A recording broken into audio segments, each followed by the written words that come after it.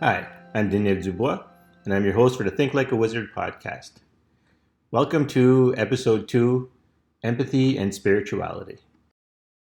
I want to add a bit of a technical note before the episode continues. I've noticed I was having a bit of technical issues, and I'm having a little bit of a problem with my voice. So I hope that doesn't spoil the episode for you too much. But I just wanted to let you know I do acknowledge it, and in the future I'll see what I can do to correct these things. Thank you. As with the last episode, I'm going to start this episode by sharing a bit about myself. I begin by apologizing to those listening to this podcast who know me, who I never shared this side of me with. There was no ill intent in my not sharing. Odds are we were building our connection. When we were building our connection, I wasn't as understanding of it as I am now.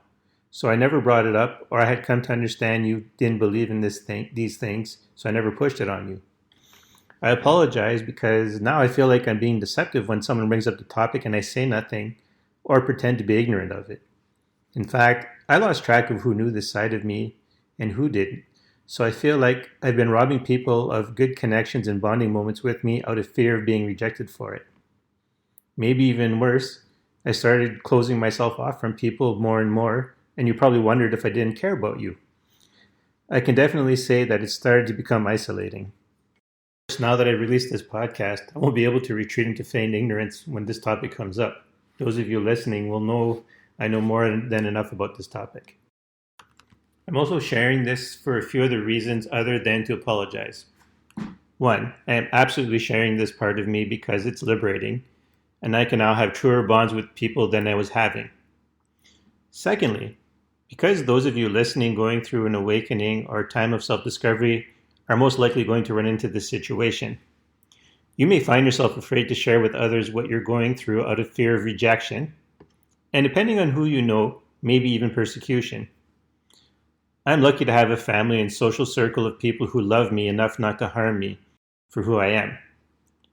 But I know not everyone is that lucky, which is why I also encourage you to share your experiences and thoughts in the podcast subreddit. Thirdly, I'm sharing this because there are already among those who know me who come to me with their spiritual issues. So if this podcast is the first time you learn about this about me, now you know there is someone you know in this world that you can speak to if you need someone to hear you out. Let's define our terms. Empathy is the ability to internalize others' emotions. Spirituality is the ability to internalize the big picture and how all the individual elements connect together in it. When I say internalize, I mean that both your conscious processes and your subconscious processes can properly engage with what you're experiencing. As an example, you may be an immigrant from a warmer climate who now lives in a colder climate. Before you moved to the colder climate, you understood intellectually that a colder climate means that it won't be as warm as where you came from. And you could probably even recite the steps that people in those climates take to keep warm when it gets cold outside. But it's not until your first winter and you feel the atmosphere draw the heat out of your body and you realize that this is going to, if this goes on for too long, it can kill you. Suddenly, the thing you knew intellectually was now engaging with your survival response, and one of your first instincts is to now seek warmth in order to survive. At that moment, you've internalized what it means to live in a colder climate. I'm going to break empathy and spirituality down into how they are as a personality traits and as skill sets. Strictly speaking, empathy is when the brain mirrors the emotions we perceive from others. This means when we see someone who is sad, our brains make us feel sad. This is a great tool for a social species. It saves a lot of time on communicating and potential fights because we already have a sense that the person before us has a need that we may need to respond to. This is our fundamental way of communicating when there is a language barrier. It's not necessarily sophisticated, but we can use it to relate our basic needs. Think about how you interact with a baby before they develop an understanding of the language it will learn from you and others in its environment. We speak of empathy as a personality trait when we tend to mean the person in question feels a great deal of sympathy for others.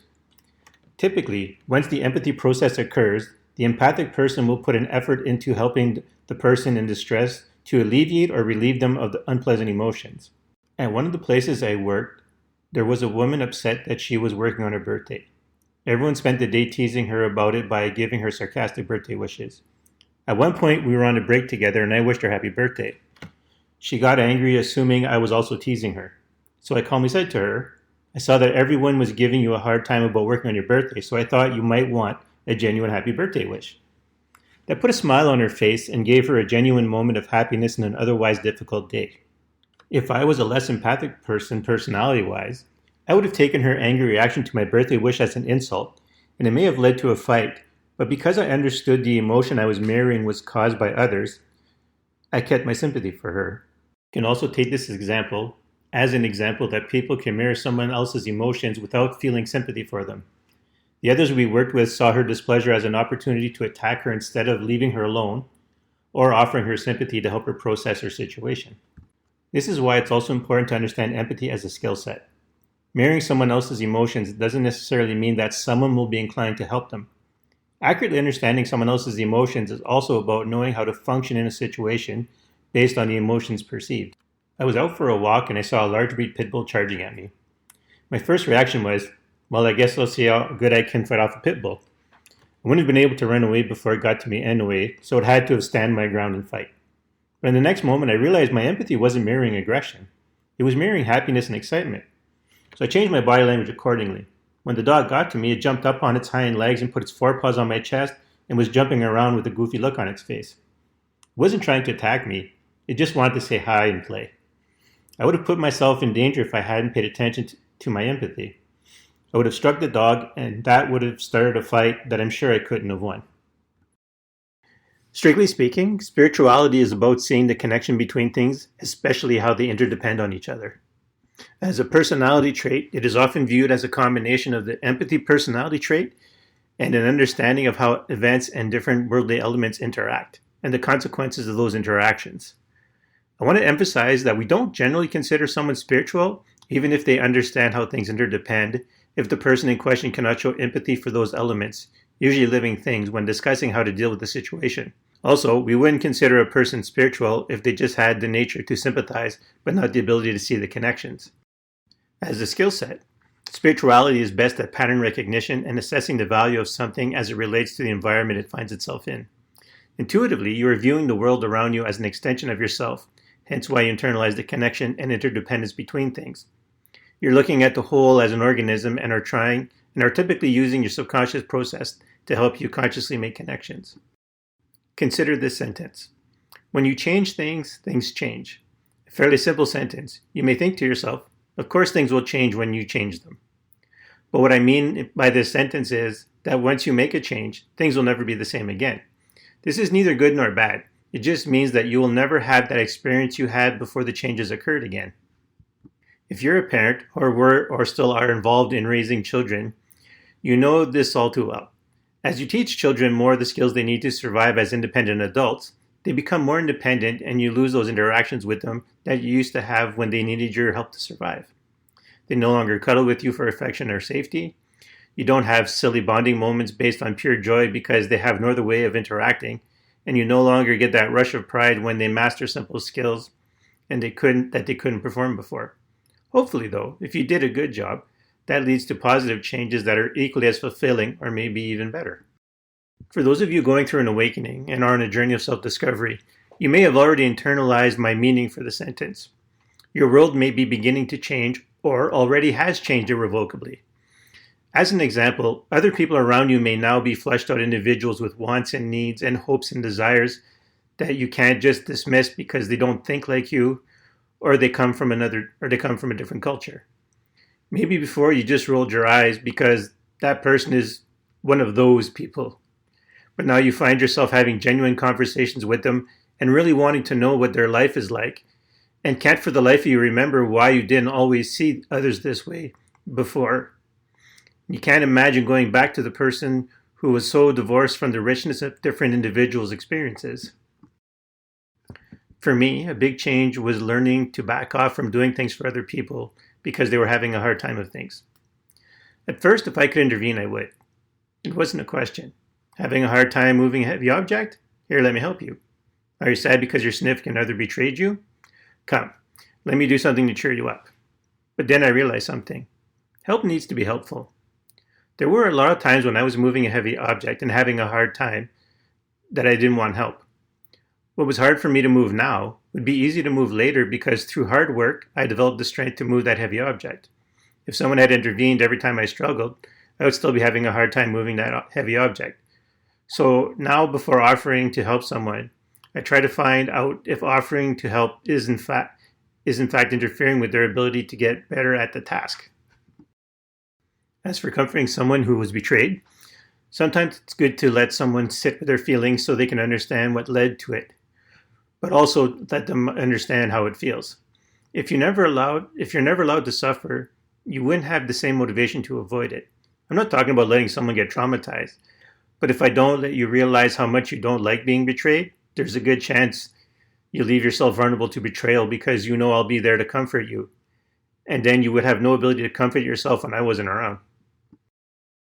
Mind you, now that I'm saying this, my best example for knowing when not to help was my time spent with my trickster teacher. No one around me was equipped to help me deal with that situation. People tried, but a lot of the time the help just brought me more suffering rather than helped. To be clear, I was very grateful for the love and care it showed that people wanted to help me, but the lack of actually being able to help me made my situation much worse. Also, for all I went through, I came out of it with a great deal of wisdom and compassion, something others are benefiting from now. If there had been someone who had been able to help me, I wouldn't be the person I am today, and I wouldn't have the stories I have to share that often helps people relate to me better when we are working on helping them with their problems. Helping wouldn't have been helpful in my case. I also realized that the method my trickster teacher used to teach me gave me insights I wouldn't have had if someone had just taught me the normal way. I learned that everything isn't surface level and that sometimes when things were going wrong, it was entirely my fault, even if I didn't recognize it or had the emotional desire to accept that. But with my trickster teacher, I had no choice but to grow and learn. I can't imagine blindly helping someone now without first trying to understand if they actually need my help. Let's recap what I shared in this episode. Empathy is the ability to internalize others' emotions. Spirituality is the ability to internalize the big picture and how all the individual elements connect together in it. When we discuss empathy as a personality trait, we tend to mean someone who feels a great deal of sympathy for others. As a skill set, it's about how accurately someone can mirror another's emotions. As part of the discussion on empathy, we touched on the idea that mirroring another's emotions doesn't mean that the person mirroring the emotion will be sympathetic to the person who's originating the emotions. As a personality trait, spirituality is often viewed as a combination of the empathy personality trait and an understanding of how events and different worldly elements interact and the consequences of those interactions. As a skill set, it is pattern recognition and assessing the value of something as it relates to the environment it finds itself in. Intuitively, we are viewing the situation as an organism and typically using subconscious processes to help consciously make those connections. When we discussed spirituality, we discussed the importance of being aware of the changes we make and the consequences of our actions. We should do our best to create useful outcomes. Next episode, I'm going to continue with empathy and spirituality and revisit senses and emotions by discussing how they work on the spiritual plane. This is the episode for those of you listening who are eager to understand how what we discussed so far works in the spiritual realm. After all, those of you awakening to the spiritual are going to need to understand these things. I just first want to establish some basics before moving on to more spiritual things. For this episode's assignment, I want you to pay attention to how you are using your empathy and your spirituality. Are you mainly using them as personality traits or more like skill sets? Maybe you freely use them as a combination of both. Follow the link in the episode's notes to the entry for this assignment in the podcast subreddit for more instructions and to share what you have learned doing the assignment. I look forward to seeing what you share. Once again, I'm your host, Daniel Dubois. Until next time.